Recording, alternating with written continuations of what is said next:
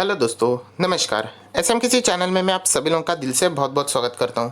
दोस्तों, इस वीडियो में हम लोग बात करने वाले हैं सुप्रीम कोर्ट का जो मैटर यहाँ पे चल रहा है एंड उसके चलते जो बैंकिंग स्टॉक में एनबीएफसी में हम लोग को लगातार यहाँ पे प्रेशर देखने को मिल रहा है उससे रिलेटेड कैसे इस केस के वजह से अभी बैंक्स एनबीएफसी हम लोग को और भी प्रॉब्लमेटिक सिचुएशन में आते हुए देखने को मिल रही है, वो अभी इस वीडियो में हम लोग देखने वाले हैं।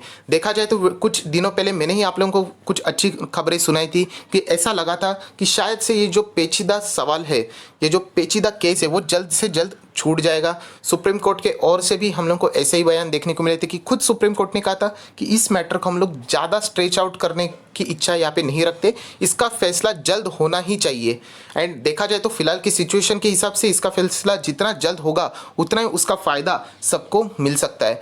बट प्रॉब्लम यहाँ पे हो चुकी है कि हम लोग को बहुत ज़्यादा तारीख के ऊपर तारीख यहाँ पे देखने को मिल रही है। एंड इसका जो सबसे बड़ा नुकसान अगर किसी को हो रहा है तो ये जो लोन देने वाले हैं, लेंडर्स हम लोग जिसको बोलते हैं, जिसमें बैंक आते हैं, छोटे बैंक्स आते हैं, एनबीएफसी आती है, उनकी यहाँ पे बुरी तरीके से बैंड बच चुकी है। सो एग्जैक्टली अभी यहाँ पे क्या क्या हो चुका है देखा जाए, आज के दिन का अपडेट तो कुछ है नहीं, 1 सेकंड की न्यूज़ है, बट स्टिल यहाँ पे क्या प्रॉब्लम है वो सारी चीज़ें मैं आप लोगों को समझा दूंगा, तो आप लोगों को एंटायर मैटर का एक यहाँ पे नॉलेज आप लोगों को मिल जाएगा।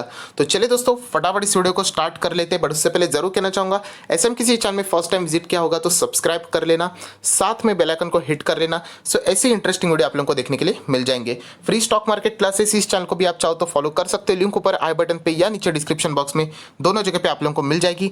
एंड आज के दिन की सबसे खास न्यूज़ थी जो कि हम लोग को बाजार बंद होने के बाद देखने को मिली है, विप्रो के Q2 के नंबर्स एंड उसी के साथ साथ बायबैक का तड़का। सो इस वीडियो को जरूर देख लेना, लिंक नीचे डिस्क्रिप्शन बॉक्स में दे दी है। तो चलिए दोस्तों, इस वीडियो को स्टार्ट कर लेते हैं। सो दोस्तों, अभी हम लोग आ चुके हैं हमारे बिल्कुल नॉर्मल स्क्रीन के ऊपर। एंड आप सभी लोगों को पता है यहाँ पे जो सिचुएशन है वो है आरबीआई के जो मोरेटोरियम का जो नियम लाया गया था 6 महीने तक।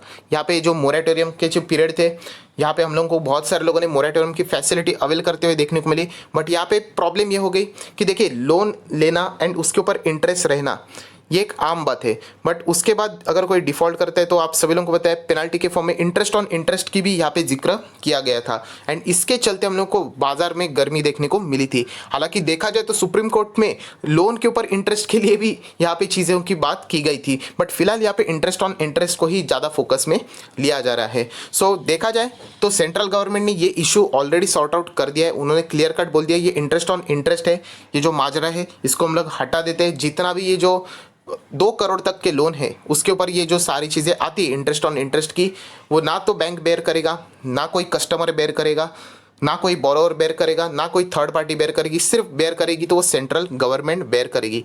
तो सुप्रीम कोर्ट ने ये भी बोल दिया लास्ट हियरिंग में कि आपने बोल दिया, नेक काम तो ज़रूर कर दिया, बट प्लीज़ इसका जो पाथवे रहेगा रिटर्न फॉर्म में ये सारी चीज़ें पेश आप लोगों ने करनी चाहिए। एंड इसके लिए जो तारीख दी थी वो आज की दिन की हम लोग को यहाँ पे देखने को मिली थी।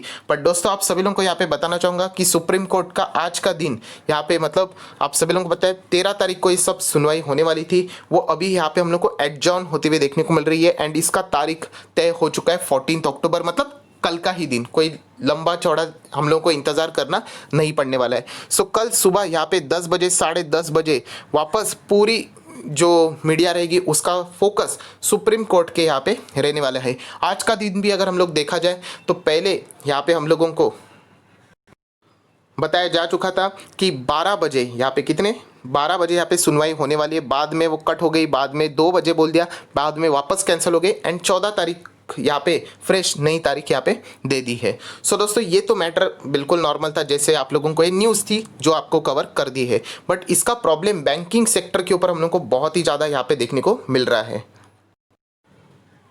सो दोस्तों, ये है बैंक निफ्टी एंड आप लोग देख सकते हैं लगभग हम लोग को 220 पॉइंट की यहाँ पे गिरावट बैंक निफ्टी में देखने को मिली है। अगर आप इसका चार्ट पैटर्न भी देखोगे तो एग्जैक्टली 12 बजे, यस दोस्तों आप लोग देख सकते हैं यहाँ पे 12 बजे टाइमिंग भी लिखा हुआ है। एंड 12 बजे यहाँ पे मीटिंग होने वाली थी। जैसे ही पता चल गया कि यहाँ पे नहीं होने वाली, 2 बजे होने वाली है, तब से हम लोग को गिरावट देखने को मिली। एंड 2 बजे भी यहाँ पे पता चला कि नहीं होने वाली है, तो पूरा ये बैंकिंग सेक्टर में हम लोग को गिरावट देखने को मिली है। क्योंकि जैसे मैंने कहा कि अनसर्टेनिटी बाजार को बिल्कुल भी पसंद नहीं है, बट उसके चलते भी कुछ एक बहुत बड़ी प्रॉब्लमेटिक सिचुएशन यहाँ पे क्रिएट हो चुकी है। एंड दोस्तों, वो है एनपीए से रिलेटेड। यस, आप सभी लोगों को पता है सुप्रीम कोर्ट ने जब लास्ट टाइम जब हियरिंग थी, मुझे एग्जैक्टली डेट याद नहीं है, बट 28-27 सितंबर के आसपास रहेगी। तभी सुप्रीम कोर्ट ने एक इम्पॉर्टेंट बातें बोल दी थी कि कोई भी बैंक यहाँ पे किसी भी जो लोन लेने वाले लोग हैं उनको नेक्स्ट हियरिंग तक एनपीए घोषित नहीं कर सकते।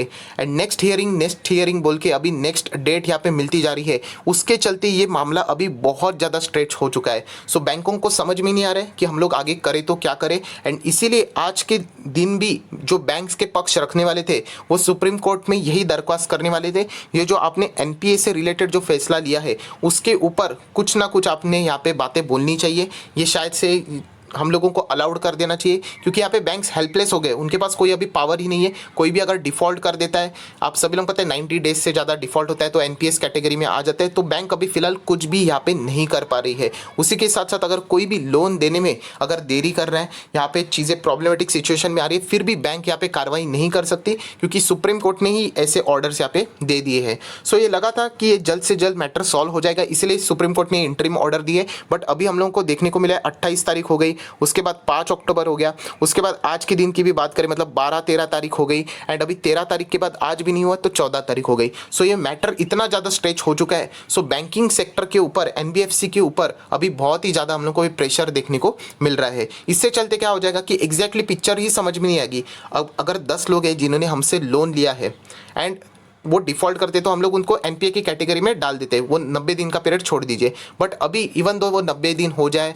कैटेगरी नहीं हो कुछ भी हो, हम लोग यहाँ पे कुछ कर ही नहीं सकते, क्योंकि सुप्रीम कोर्ट का यह ऑर्डर था कि आप लोग नेक्स्ट हियरिंग तक ये सारी चीज़ें नहीं करनी चाहिए। एंड अभी तक जो ऑर्डर है वो सुप्रीम कोर्ट ने अमेंड नहीं किया है। सो कल के दिन में सबसे अगर कोई इंपॉर्टेंट चीज़ रहेगी तो यही देखने लायक रहेगी कि सबसे पहले कि बैंक यहाँ पे दरख्वास्त करेगी कि ये एनपीए से रिलेटेड कुछ ना कुछ यहाँ पे सॉल्यूशन निकाला जाए, कुछ ना कुछ यहाँ पे ऑर्डर निकाला जाए, वरना ये प्रॉब्लमेटिक सिचुएशन और बड़ी बनती जाएगी एंड बैंकिंग सेक्टर यहाँ पे हम लोग को और भी नीचे जाते हुए देखने को मिल सकता है। सो ये एक सिचुएशन, प्रॉब्लमेटिक सिचुएशन यहाँ पे क्रिएट हो चुकी है।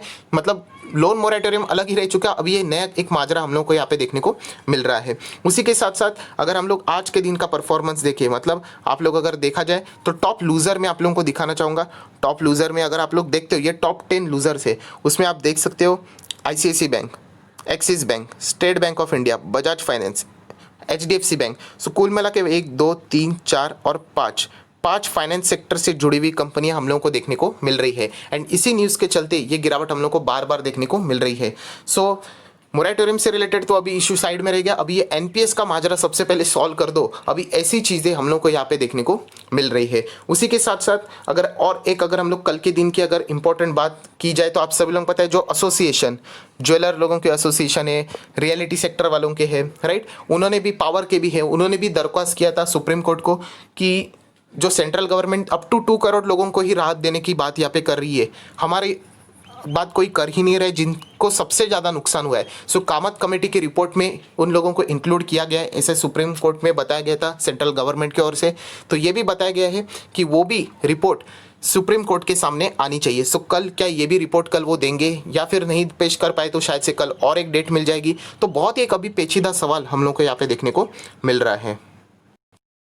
दोस्तों अभी ये मैंने जो 1 से 1.5 मिनट की जो बीच में जो बातें की है, कामत कमेटी, एसोसिएशन, अगर आप लोगों को ये बात समझ में नहीं आई होगी तो मैं आप लोगों को रिक्वेस्ट करूंगा ऊपर आई बटन पे क्लिक करके मेरा एक अच्छा खासा एक प्रेजेंटेशन वाला वीडियो है जहाँ पे मैंने बताया कि एग्जैक्टली ये मैटर क्या है। अगर वो वाला वीडियो अगर आप लोग देख लोगे एंड उसके बाद अगर आप लोग इस पॉइंट को कनेक्ट करके देख लोगे तो आप लोगों को ये सारी बातें और भी क्लैरिटी के साथ समझ में आ जाएगी। सो लिंक आप लोगों को उस वीडियो का ऊपर आई बटन पे मिल जाएगा।